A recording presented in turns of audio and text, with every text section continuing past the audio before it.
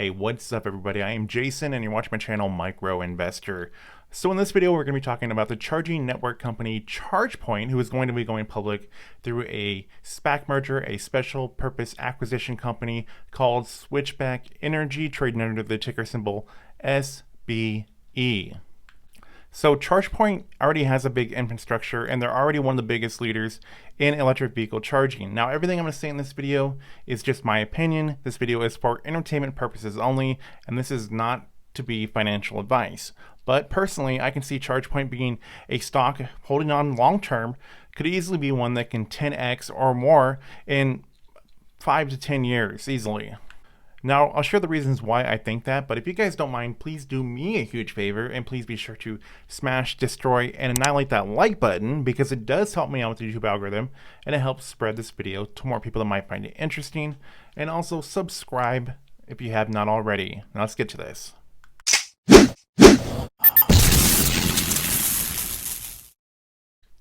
So let's take a look at SBE stock. So this is when it was announced that they were going to be merging with Chargepoint. As you can see, the stock shot up quite a bit, and then it went down a little bit, and then it went up, and then it went down again, and it went up. So you can see the volatility trend here that it has.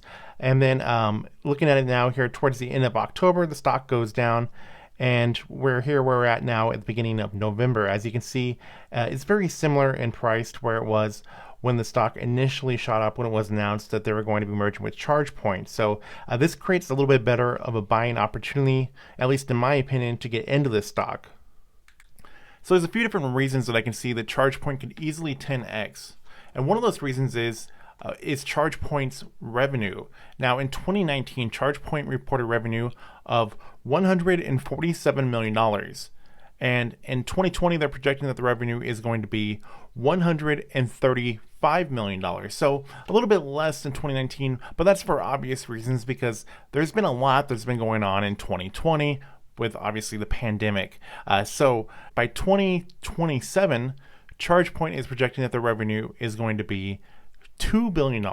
So that is a revenue that is going to grow by 15 times within the next 7 years is what they're expecting. So Chargepoint's revenue, of course, depends on how many EV vehicles are sold. Now, Chargepoint is a company that does have charge stations globally, mainly in the United States and in Europe. Now, if we just look at the United States alone and how many EVs were sold in 2019, there is about 380,000 vehicles sold, EV vehicles sold in 2019 in the United States, with most of those being Tesla.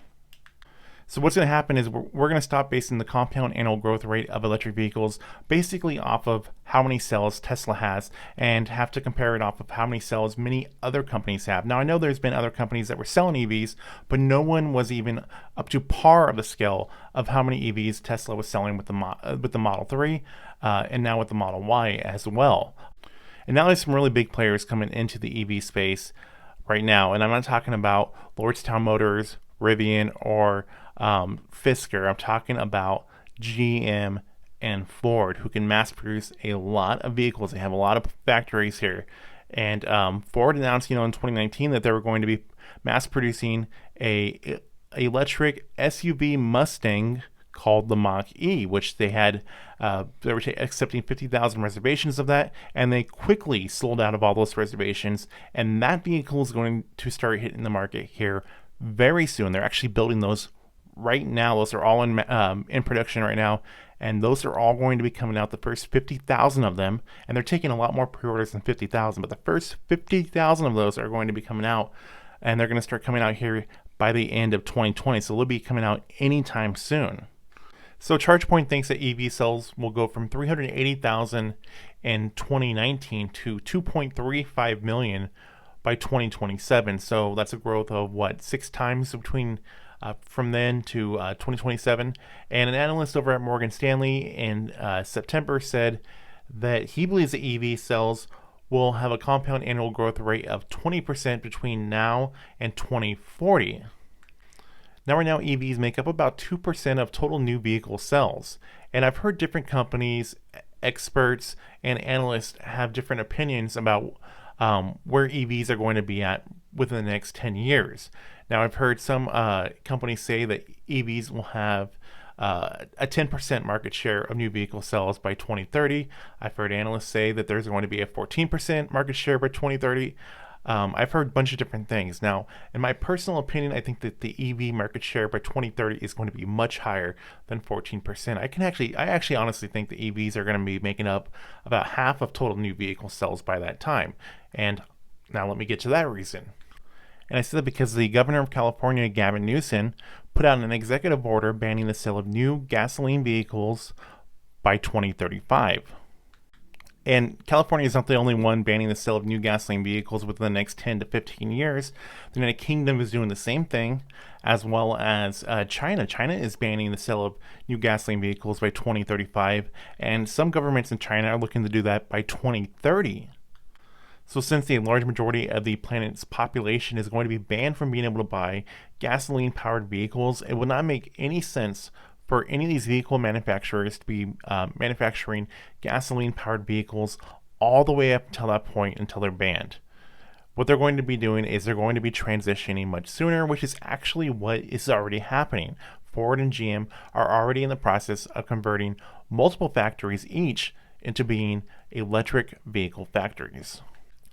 And so thinking about that, I honestly think that Chargepoint is playing a little bit safe with the revenue projections from $135 million in 2020 to $2 billion by 2027. That can easily be a much higher number with how many electric vehicles will be out on the market by that time.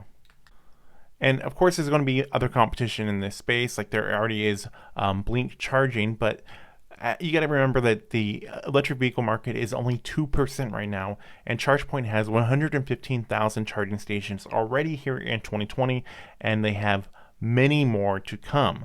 And ChargePoint has already partnered with some of the companies that have the biggest parking lots, like Target and IKEA, that have ChargePoint charging stations in their parking lots, as well as different grocery stores and shopping malls as well.